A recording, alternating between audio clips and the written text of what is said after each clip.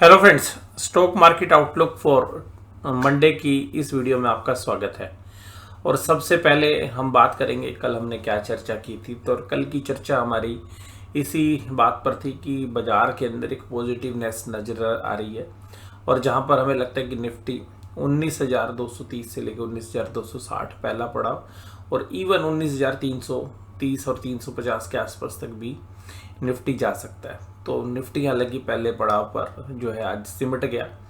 और अब मंडे के लिए निफ्टी में क्या आउटलुक है हमारा, हमें लगता है कि निफ्टी अभी भी यहाँ से और थोड़ी सी तेजी दिखा सकता है, क्योंकि जिस तरीके से एफआईज के डेटा को हम रीड कर रहे हैं, ऑप्शन चेन के डेटा को हम रीड कर रहे हैं, तो ऐसा लग रहा है कि बाजार में अभी निफ्टी में थोड़ी स्ट्रेंथ और है। और बाजार जो है एक रिट्रेसमेंट जो है जैसे करता है, तो वैसे ही देखिएगा जब बाजार ओवरसोल्ड हो जाते हैं तो बाजार नीचे से एक रिकवरी भी देते हैं। तो मुझे लगता है कि 19,350, 330 और 350 के बीच का जो दायरा है, जो एक रेजिस्टेंस लेवल भी है, वो शायद आपको सोमवार के दिन देखने के लिए मिले। अब वहाँ पर टिकने की गारंटी नहीं है, क्योंकि ऐसा हो सकता है कि क्योंकि वहाँ जो फंसे हुए ट्रेडर्स हैं, जो लास्ट वीक में यानी कि महीने की जो पिछले महीने की एक्सपायरी थी, वहाँ पर जो ट्रेडर्स फंसे हुए हैं उनके जोन के अंदर बाजार जाएगा। तो हो सकता है कि एक दिन का जो समय है वो ये निश्चित करने में लग जाए कि यहाँ पे बाजार को रोकना है या गिरना है। तो यहाँ पर हमें ऐसा लगता है कि यहाँ पर एक सप्लाई आएगी, तो जिसके लिए या तो बाजार कम से कम 2-3 घंटे यहाँ पे काम करेगा, और अगर 2-3 घंटे काम कर ले तो फिर हो सकता है कि एक दिन और ट्रेडिंग डे लगे और फिर उसके बाद ऊपर जाने की कोशिश करें। और अगर ऐसा नहीं होता है तो यहीं से सेलिंग आने के भी चांसेस हैं और फिर बाजार को नीचे की तरफ जो है एक माइनर सी प्रॉफिट बुकिंग आपको इन लेवल्स के आसपास देखने के लिए मिले।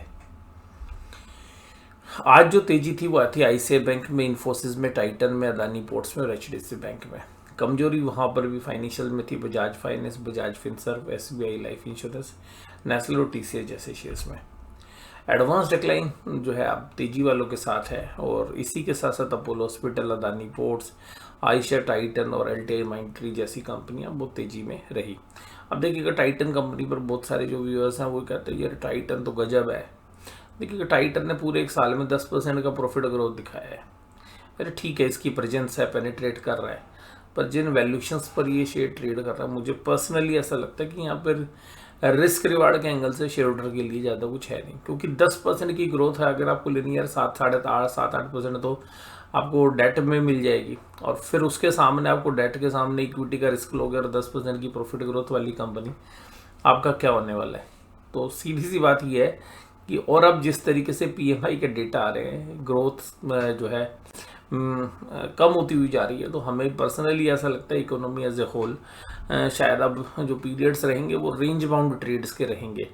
मैं ये नहीं कह रहा कि आपको डेली बेसिस पे रेंज बाउंड, बट हाँ एक पीरियोडिकली भी एक रेंज बाउंड बाजार रहेंगे कि कुछ पीरियड्स ऊपर की तरफ चले, फिर कुछ पीरियड्स नीचे की तरफ चले, और कोई बहुत मतलब नए ऊपर के टारगेट्स जो हमें नहीं लग रहे हैं। और बाजार जो है 2-3 हज़ार पॉइंट के, मतलब मान लीजिए कि निफ्टी की बात करूँ मैं, निफ्टी 1.5 से 2 हज़ार पॉइंट का एक दायरा बना लेगा, उसी में घूमता रहेगा, क्योंकि अभी ग्रोथ के जो पोटेंशियल्स हैं या जो इन्वेस्टर्स का एटीट्यूड है वो शायद इलेक्शन रिजल्ट से पहले नहीं बदलने वाला है।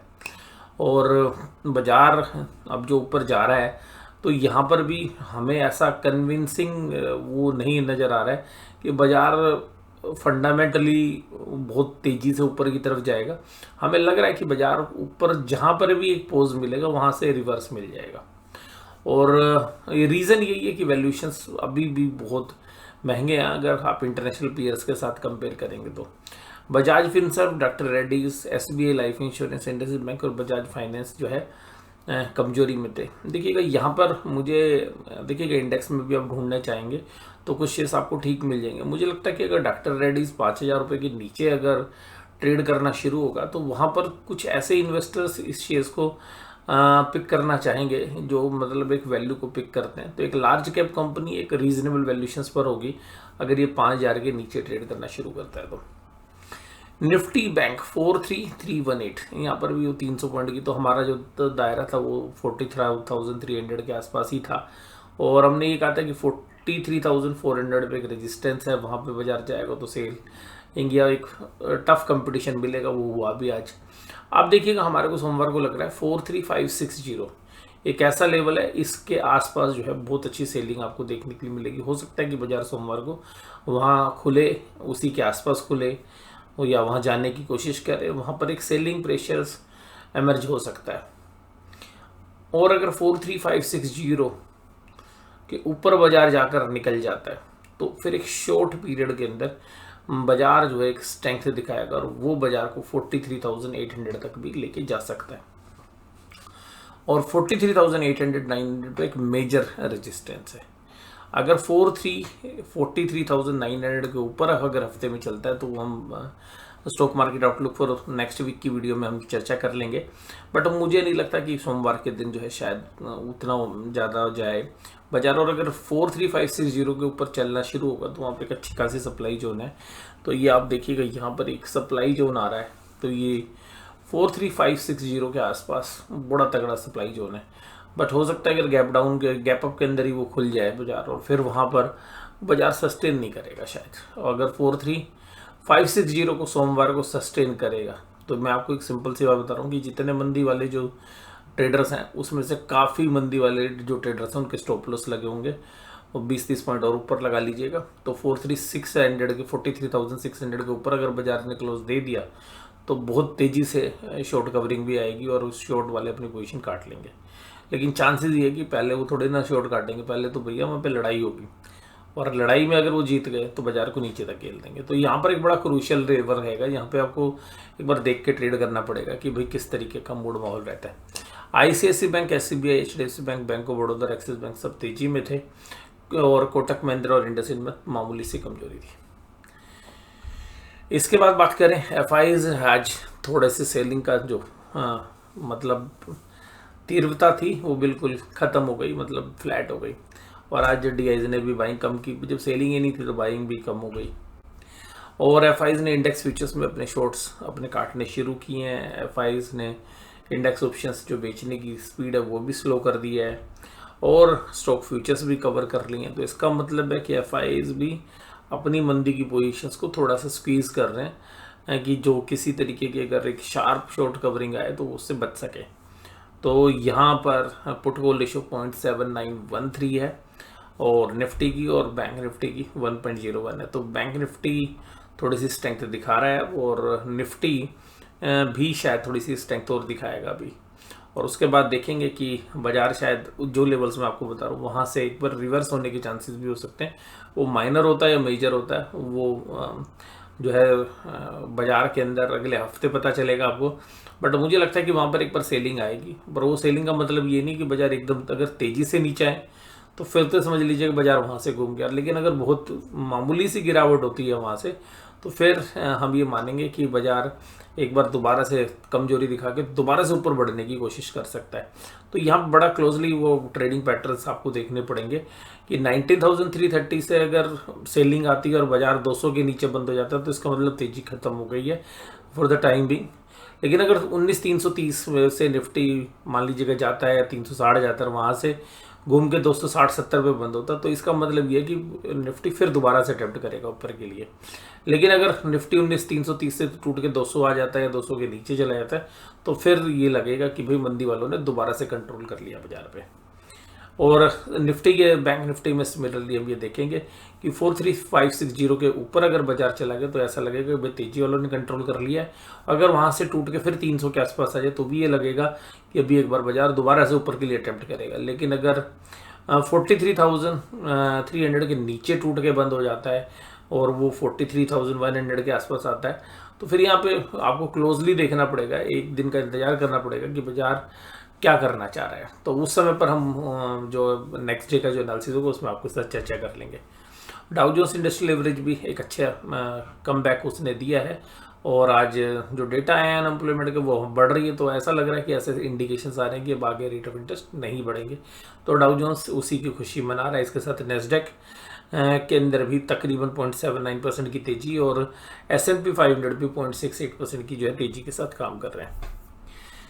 इसके बाद बात करते हैं ब्रांड क्रूड भी अब हमारा फेवर कर रहा है, क्योंकि वो भी $86 के आसपास मंडरा रहा है, तो हमारे लिए ये भी कंफर्ट है। और इसके अलावा देखिएगा ऑप्शन चेन के अंदर अगर हम देखें तो कोल राइटर जो 19,000 के आसपास के जो ऑप्शंस के जो राइटर्स थे, कॉल राइटर्स, वो अब बैकफुट पर आ गए, उन्होंने पोजीशन अपनी अनवाइंड कर ली है और पोजीशंस थोड़ा सा ऊपर की तरफ 19,300 से 19,600 700 तक वो लेकर चले गए हैं सारी पोजीशंस। तो ये इंडिकेट कर रही है कि कॉल राइटर्स बैकफुट पर आ गए हैं, तो अब कॉल राइटर्स इतने एग्रेसिव नहीं है। तो यहाँ पर 19,300 के आसपास उन्होंने शिफ्ट कर ली अपनी पोजीशन, 300 से के ऊपर और 19,300 और 19,400 पे मेजर पोजीशन शिफ्ट की है। और उसके अलावा जो हाईएस्ट ओपन इंटरेस्ट है वो 19,300 पर ही है, उसके बाद 19,500 पर है, उसके बाद 19,400 पे, तो हाईएस्ट यहाँ पे, फिर 19,500, फिर 400। तो ये दायरा रहेगा जहाँ पर एक अच्छा रेजिस्टेंस आना है बाजार में। तो ये जो है बाजार टेस्ट करेगा कि भाई कहाँ पे जाना है। इसके बाद अगर हम देखें कि भाई नीचे पुट राइटर्स, तो पुट राइटर्स है नहीं अब, तो पुट राइटर्स ने अपनी पोजीशन ऊपर शिफ्ट कर ली है, उन्होंने 19,200 के आसपास अपनी पोजीशंस बना ली है। और जहाँ पर 70,000 कॉन्ट्रैक्ट आज ऐड हुए और 1,04,000, तो 19,200 एक अहम लेवल है जो मैं आपको बोल रहा हूँ कि अगर ऊपर से बाजार स्लिप करके 19,200 के नीचे चला जाए तब आप ये मान के चलेंगे कि भाई जो इंटरमीडिएट तेजी थी खत्म हो गई। और अगर 19,200 के ऊपर ही बाजार रहता है तो अभी हमें लगेगा कि तेजी की कॉल भी कंटिन्यू रहने वाली है। इसके बाद अगर हम बात करें निफ्टी बैंक में, तो निफ्टी बैंक में भी सिमिलर तरीके से अगर आप देखें तो 43,300 के ऊपर भी अच्छी पुट राइटिंग आ गई है और पुट राइटर्स हर 43,000 के आसपास के बाद ऊपर के सभी लेवल्स पर हैं, जबकि कॉल राइटर्स अब बैकफुट पर आ गए हैं। तो जो मंदी करने वाले ट्रेडर्स हैं उन्होंने ऊपर भी कॉल रेटिंग नहीं की है, तो वो एंटिसिपेट कर रहे हैं कि शायद अभी 43,500 के आसपास बाजार चला जाए। और यहाँ पर भी कॉल राइटर्स देखिएगा बिल्कुल बैकफुट पर आए, कोई एग्रेसिव कॉल रेटिंग नहीं है।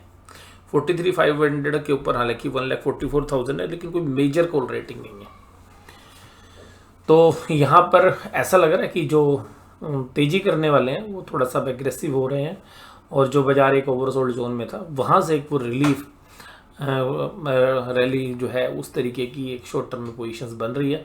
अब वो मंडे के बाद कंटिन्यू करेगी नहीं करेगी वो हम आपके साथ जो डेली एनालिसिस है उसके अंदर हम चर्चा आपके साथ करने की कोशिश करेंगे।